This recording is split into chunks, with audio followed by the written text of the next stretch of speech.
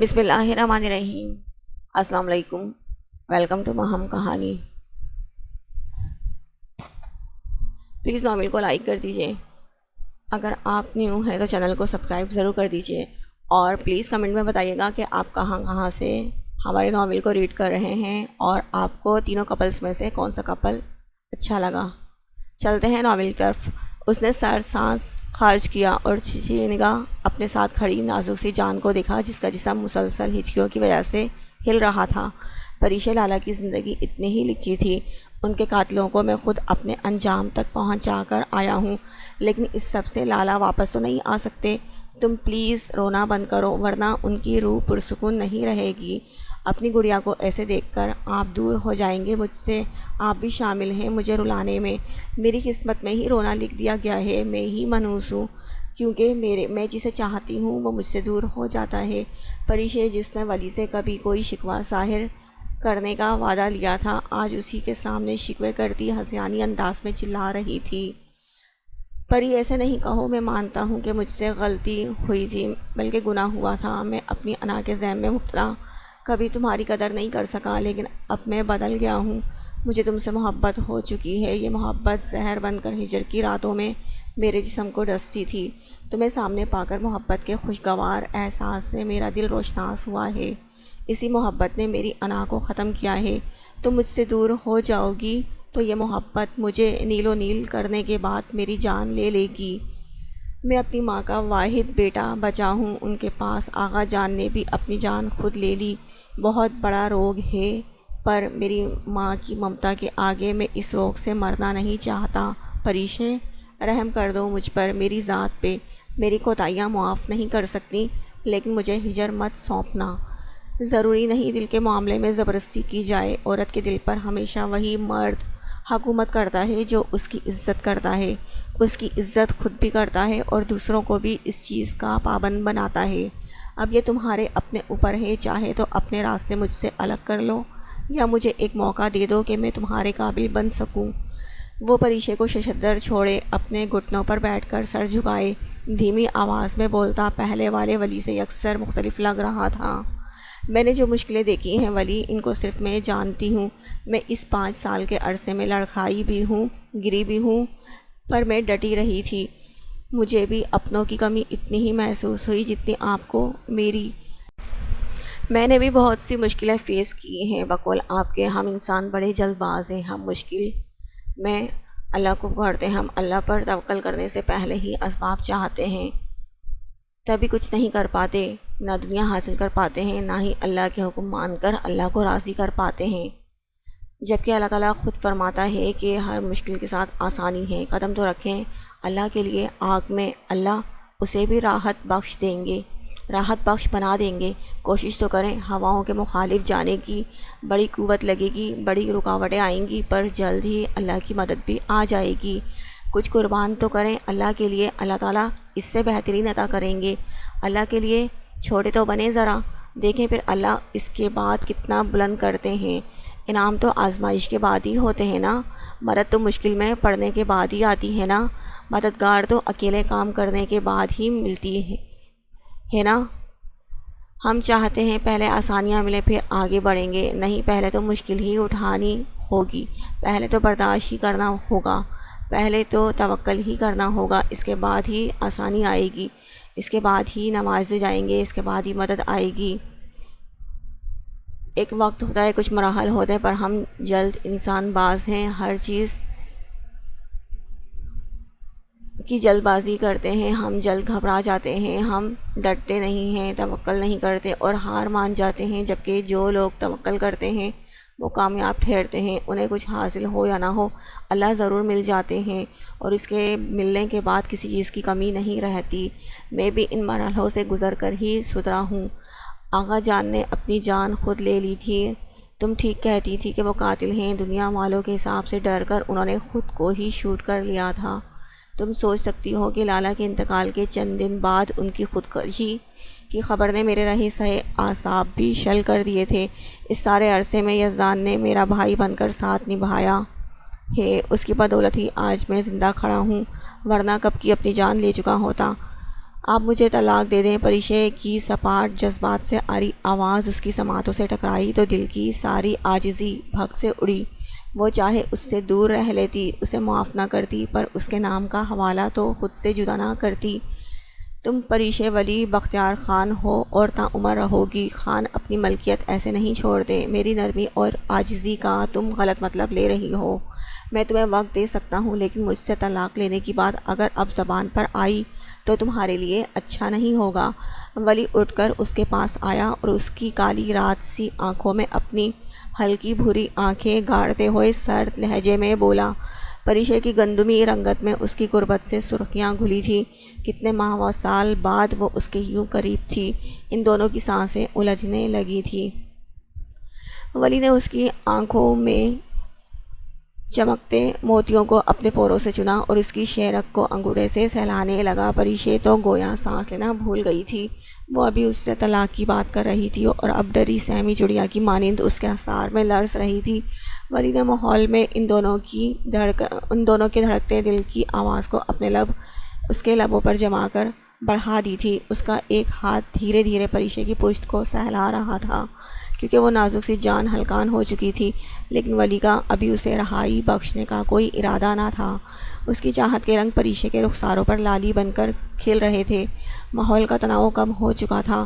اس کمرے کی در و دیوار، ہر چیز اس ظالم دیو کے ظلم کی گواہ تو تھی ہی، لیکن آج اس کی چاہت کمرے کی فضا کو خوشگوار کر رہی تھی۔ دل کی جسارتیں بڑھ رہی تھیں، ولی کی جسارتیں بڑھ رہی تھیں۔ وہ ہمیشہ سے اسے اپنی ملکیت سمجھ کر اپنی منمانی کرتا آیا تھا۔ پریشے سانس بحال کرنے لگی کہ ولی پھر اسے مہلت دیے بنا اس کی گردن پر جھک گیا تو لمبی سانس کھینچ کر رہ گئی۔ وہ گلابی رنگ کے سادے سوٹ میں ملبوس تھی۔ رخسار گلابی ہو رہے تھے، گندمی رنگت دہک رہی تھی۔ کپکپاتے لب، پشت پر بکھرے سیاہ بال اور لرزتا ہوا ہوشربا سراپا دیکھتے ولی کی آنکھوں میں خماری اتری۔ تم نے کس کی اجازت سے اپنے بال کٹوائے؟ میں نے کہا تھا نا کہ ان زلفوں میں میرا دل الجھ جاتا ہے۔ پھر کیسے ہمت ہوئی تمہاری میرے دل کی خواہش رد کرنے کی؟ وہ بھاری گمبھیر آواز میں اس کے بالوں میں منہ دیے بولا۔ پریشے اسے یہ نہیں بول سکتی تھی کہ اس کی پسند کی وجہ سے ہی اس نے اپنے کمر سے لمبے بال تک کٹوا کر کندھے سے ذرا نیچے کروا لیے تھے۔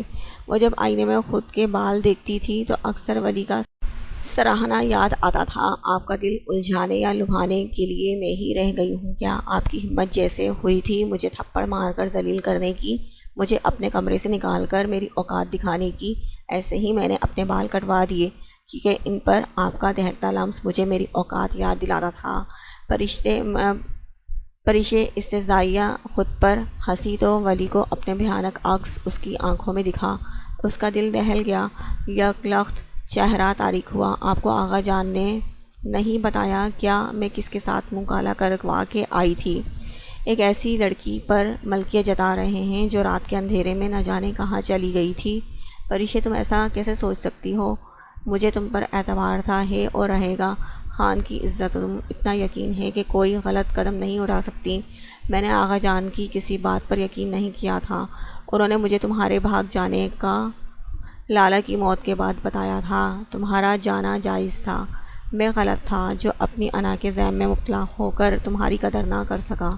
وہ اپنے لمس سے مداوا کرنا چاہتا تھا، ہر دی ہوئی اذیت کا۔ وہ نہیں جانتا تھا اذیتوں کا مداوا نہیں ہوتا۔ اذیتوں سے گزرا ہوا وقت انسان کبھی نہیں بھولتا، بھولنا چاہے بھی تو اس وقت میں گزاری ہوئی سسکیاں اس کا پیچھا تا عمر نہیں چھوڑتی۔ اپنی ذات کے ایک بار پھر ارزاں ہونے کا دکھ اسے کھائے جا رہا تھا۔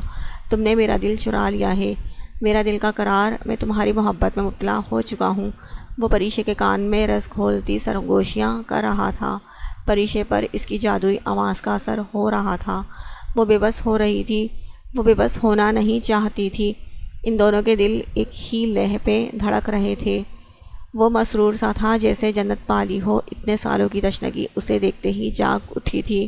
تمہارے ہجر میں جو راتیں میں نے کاٹی ہیں، اس کا حساب آج کی رات سے لے کر تا عمر تمہیں چکانا پڑے گا۔ تمہاری جدائی کا زہر میری رگ رگ کو ڈسا تھا اور آج اسی زہر کا علاج میں تمہاری قربت کے نشے میں کروں گا۔ تمہاری سانسیں میری محتاج ہوں گی۔ پری، کانچ کی پری پر میری چاہت کے رنگوں سے سجے گی آج کی رات۔ وہ اس کی دھڑکنیں منتشر کر رہا تھا۔ خان، اگر آپ کو معافی چاہیے تو ابھی مجھے کچھ وقت دیں پلیز، ورنہ میں آپ کو کبھی معاف نہیں کروں گی۔ اس کی سپاٹ آواز ولی کی سماعتوں سے ٹکرائی تو وہ سر اٹھا کر اپنی باہوں میں موجود اپنی محبوب بیوی کو دیکھنے لگا۔ اس کی انا نے سر اٹھایا تھا لیکن اس نے خود پہ جبر کرتے اپنی انا کو تھپک تھپک کر سلا دیا تھا۔ اس کی انا سے عزیز اب پریشے تھی۔ محبتیں انسان کی انا اور اکڑ کو ختم کر دیتی ہیں۔ انائیں جیت جائیں تو محبتیں ہار جاتی ہیں، محبت مگر جیت جائے تو انسان کا دل آباد رہتا ہے۔ ٹھیک ہے، ایک بات تم اب میری بھی یاد رکھنا کہ اب تم اس حویلی سے کہیں نہیں جا سکتی۔ سب کو دکھانے کے لیے ہی صحیح ہم ایک کمرے میں رہیں گے، پھر چاہے ایک ساتھ رہنے کے باوجود ایک دوسرے کے قریب نہ ہوں۔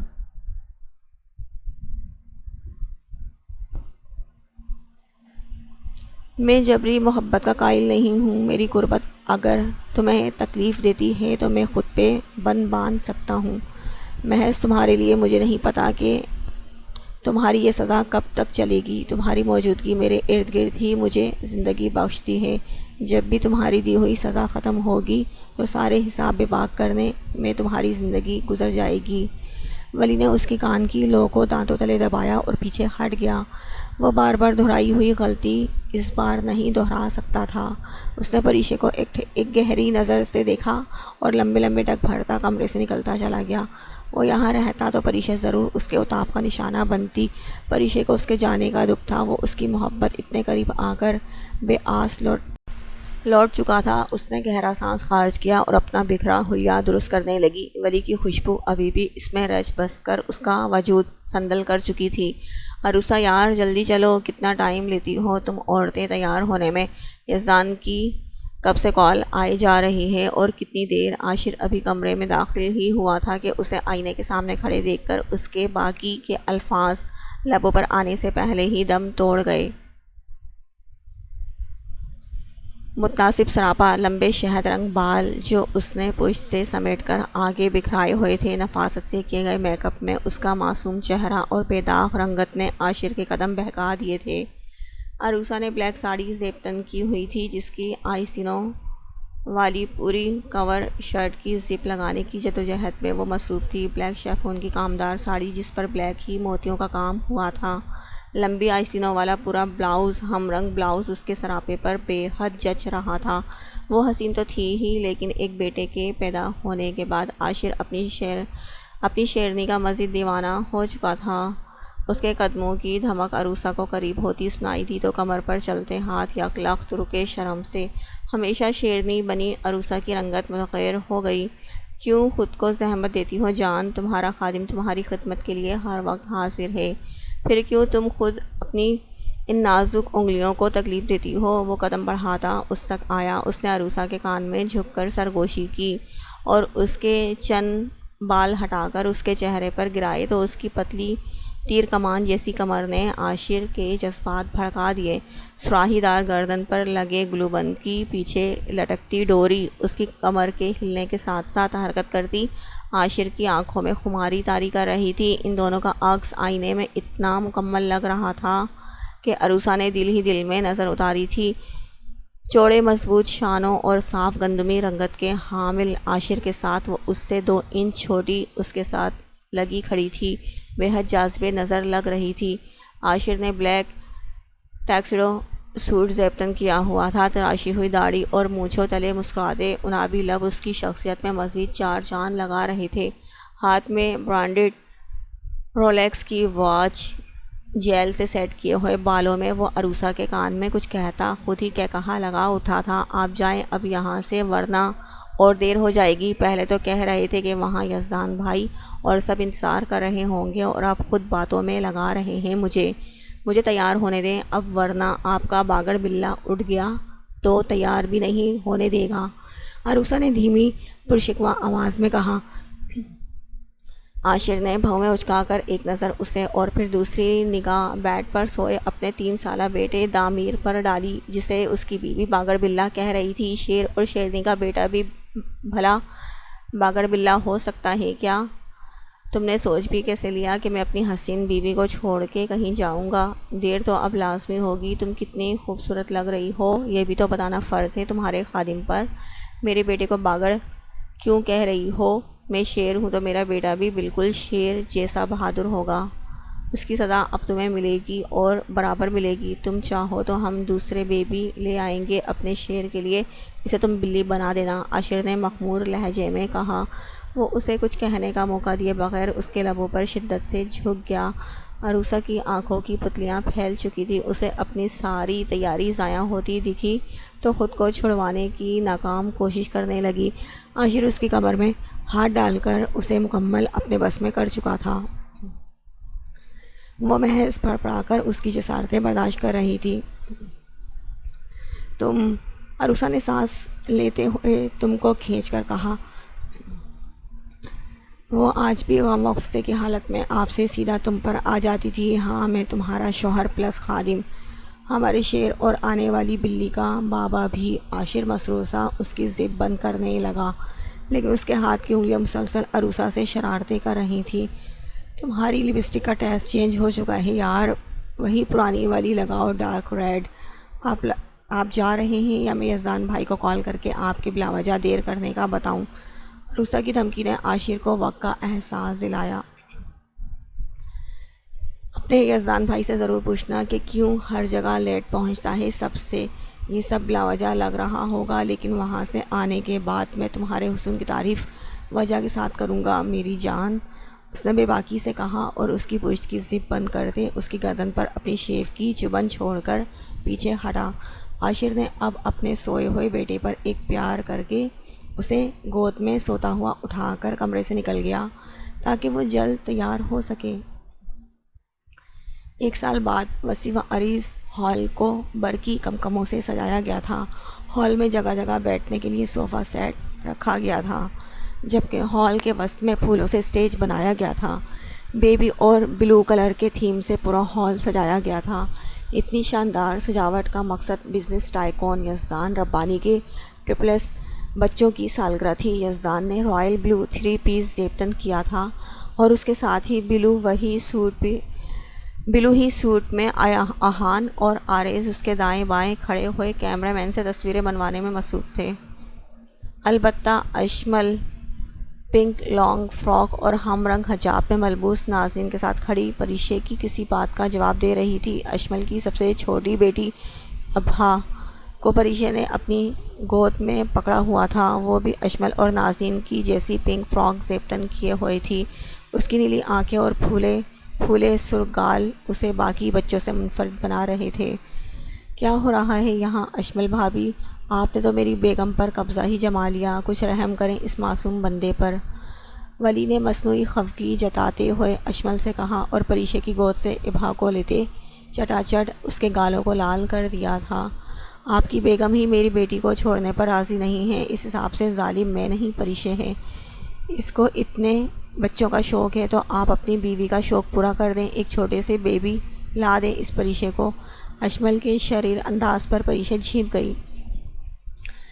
ولی کا باقاعدہ کہکہا ہال کی فضا میں گونجا۔ آپ کو یہی خوشخبری تو دینے آیا تھا میں، آپ خالہ پلس پھوپھی بننے والی ہیں۔ ابھی یہ نہیں پتہ کہ بیبی ہے یا بابا، چونکہ میری بیوی ڈاکٹر ہے تو جلد ہی پتہ چل جائے گا۔ پریشے کی رنگت اس کی بے باک باتوں پر سرخ ہوئی تھی۔ پریشے نے ولی کو چند مہینے کی آزمائش کے بعد معاف کر دیا تھا، کیونکہ ولی نے اپنا کہا سچ کر دکھایا تھا۔ وہ واقعی بدل گیا تھا۔ اس نے پریشے کے قریب آئے بغیر اس کا اتنا خیال رکھا تھا کہ نرم دل پریشے کا دل پگھل گیا تھا۔ وہ اس سے دور ہی اسی وجہ سے ہوئی تھی کہ ولی اس کا دل موم کرنا جانتا تھا۔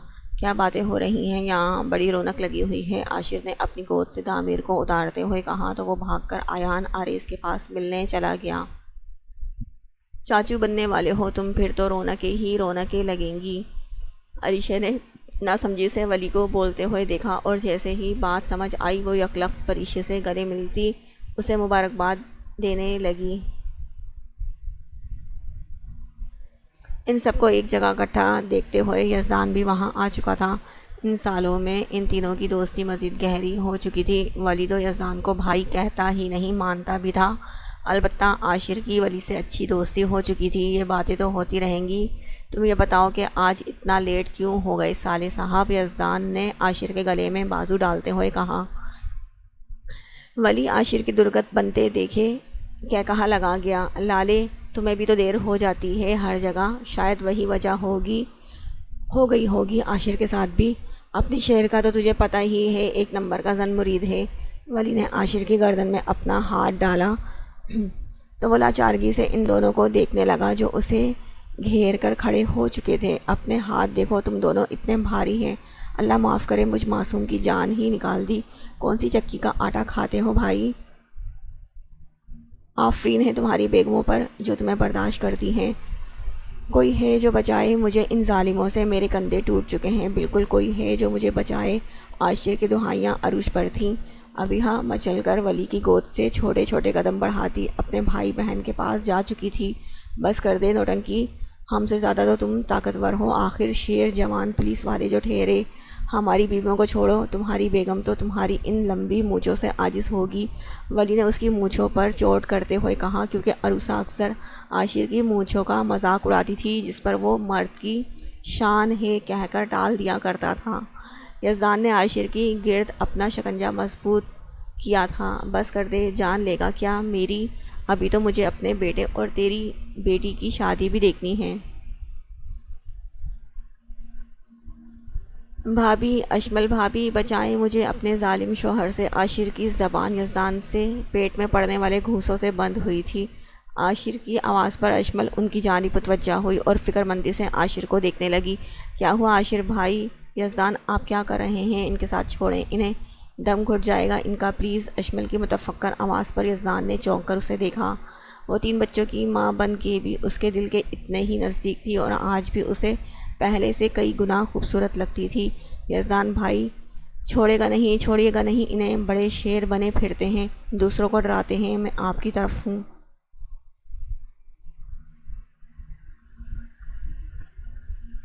ولی نے ہنستے ہوئے ٹکڑا لگایا، میری بیگم نے کہہ دیا تھا تو بس کہہ دیا، بس اس کے بعد کسی کی بات معنی نہیں رکھتی۔ جانا آپ کا حکم سر آنکھوں پر۔ پھر اس پولیس والے کو چھوڑنا کیا چیز ہے؟ اشمل کی سرمئی آنکھوں کی التجا کے آگے سب کی باتیں کہیں پیچھے رہ چکی تھی۔ اس کی گرفت خود بخود عاشر کی گردن پہ ڈھیلی ہوئی تو وہ مصنوعی کھانسی کھانسنے لگا۔ سب نے او کی آواز میں نعرہ لگایا تو اشمل کی پلکیں لرز اٹھی تھیں۔ شکریہ بھابھی، ورنہ یزدان نے تو میری سانسیں بند کر دی تھیں۔ عروسہ میری جان، میرے پاس آ کر ذرا مجھے آکسیجن تو فراہم کر دو، تمہارے بغیر تو مجھے سانس بھی نہیں آ رہا ہے۔ کہاں ہو تم شیرنی؟ اپنے شیر کو بچا لو۔ عاشر کی آہ و بکا پر عروسہ سٹپٹا گئی۔ اتنے لوگوں کے سامنے بھی عاشر کی شوخیاں عروج پر تھیں۔ سب کا مشترکہ کہا ہال میں گونجا۔ عروسہ کی گھریوں کا عاشر پر کوئی اثر نہیں ہو رہا تھا۔ خوشیوں کے رنگ ان سب کے چہروں پر سجے ہوئے تھے۔ آزمائشوں سے گزرنے کے بعد ہی خوشیاں نصیب ہوئی ہیں۔ غم انسان کی زندگی کی خوشیوں کی اہمیت بتاتے ہیں۔ ولی نے اپنی انا ختم کرنے کے بعد بھی سزا سہی، تب جا کر اسے محبت کی آسودگی ملی۔ پریش نے ولی کی انا کو جیتنے نہیں دیا اور عزت نفس کی خاطر محبت قربان کرتے ہوئے ایک کامیاب مسیحا کا مقام پایا۔ یزدان کو وقت نے برا بننے پر مجبور ضرور کیا، مگر ایک اچھا رہنما اشمل کی صورت میں پاتے وہ صراط مستقیم پر چلا۔ اشمل نے نکاح کو جائز کرنے کے لیے دل سے نکاح قبول کیا اور یزدان کو سیدھی راہ دکھائی۔ اس نے نہ صرف اپنے محرم سے وفا کی بلکہ اللہ کی رضا کے لیے ہر چیز میں راضی رہی۔ زہیب کا عشق اس کے ساتھ دفن ہو گیا۔ اس نے عشق حقیقی کو پا لیا۔ محبت میں اس نے اپنی جان قربان کر دی۔ نیلی آنکھوں والا شہزادہ ابدی پرسکون نیند سو گیا۔ عروسہ نے بتایا کہ عورت بہادر ہوتی ہے، کوئی اسے ہرا نہیں سکتا۔ اس نے زندگی میں دوسروں کو ہمیشہ اپنی باتوں سے خوشیاں دی تو ایک اچھا ہم سفر پایا۔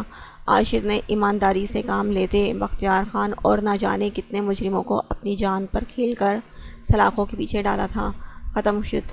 پلیز ناول کے بارے میں ضرور بتائیے گا آپ سب کو کیسا لگا ناول، اور پلیز اپنا ساتھ آگے بھی ہمارے چینل پہ ایسے ہی برقرار رکھیے گا۔ Thank you so much.